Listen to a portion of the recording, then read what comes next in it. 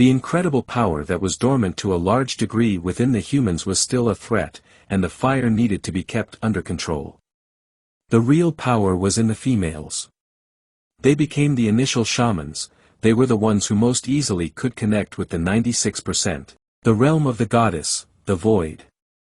By abusing women, by raping them, torturing them, drinking their blood, and eating their flesh in grotesque dark rituals, they would be able to connect to the inner realms of the KHAA. And so, the war of the genders, which had been played out for an eternity in this part of the universe, was now brought down to terra nova, as above, so below. However, the abuse did probably not start right away.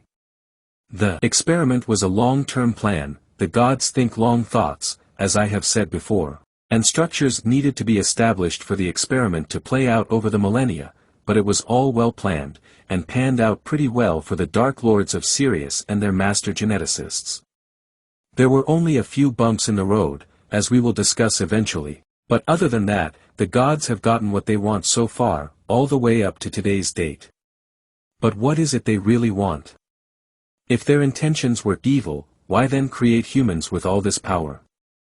The answer is simple. The gods themselves didn't, and still don't, have this power themselves, so they had to create it outside themselves.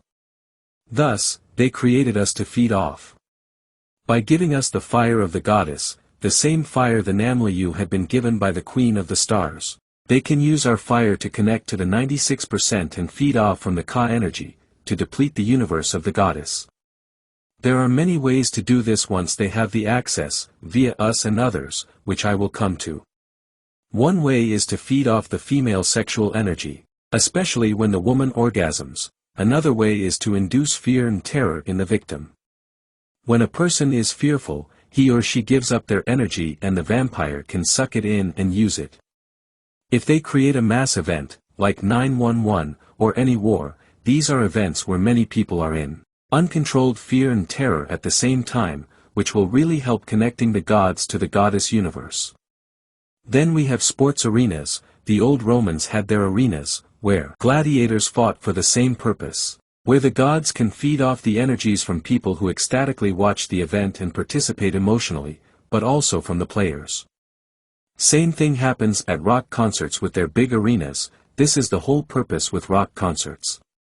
Moreover, they can either kidnap or breed women who have a great amount of fire, and feed off them by torturing them and rape them and eventually kill them, drink their blood, and eat their flesh.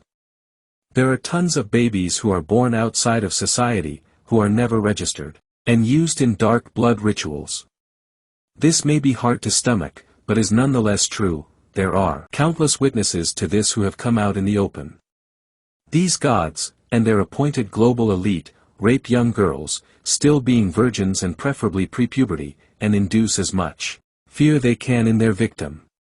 When the girl is at the peak of trauma, fear, and terror, sometimes they use little boys, too. They kill her, and immediately, while the adrenaline is still pumping, they drink the blood and sometimes eat her flesh, not only to get a power rush, but to be able to connect to the 96%.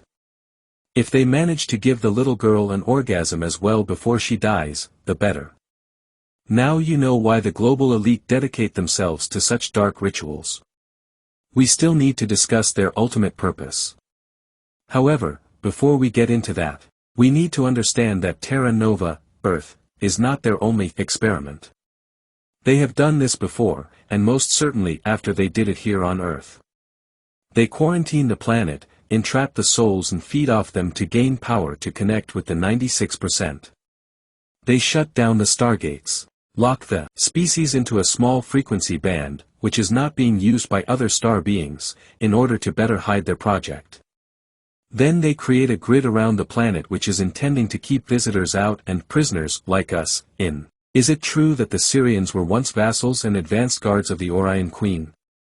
Yes, that whole story is true from beginning to end.